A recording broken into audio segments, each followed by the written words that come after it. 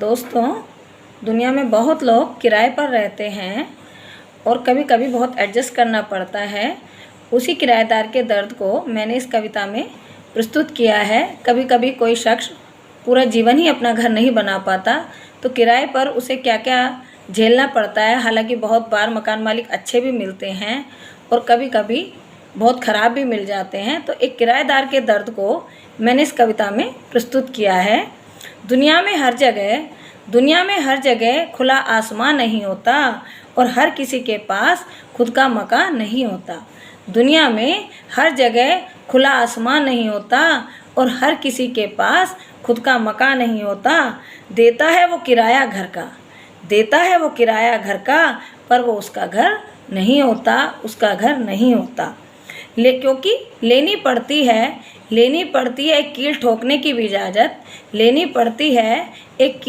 की भी इजाज़त, और कभी कभी तो बिजली और पानी की भी झेलनी पड़ती है किल्लत। हालांकि देता है वो किराया घर का, पर सच में उसका कोई हक नहीं होता। दुनिया में हर जगह खुला आसमान नहीं होता और हर किसी के पास खुद का मकान नहीं होता। क्योंकि जिस घर में वो रहता है उसका रंग भी उसकी मर्जी का नहीं होता। और कभी कभी तो घर में प्रवेश करने के द्वार भी कर दिए जाते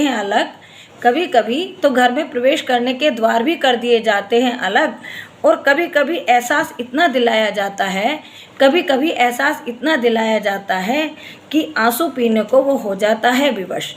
क्योंकि रोज़ तो सामान उठाया भी नहीं जाता। दुनिया में हर जगह खुला आसमान नहीं होता और हर किसी के पास अपना खुद का मकान नहीं होता। बस इतना ही कहना चाहती हूँ, दो किराएदार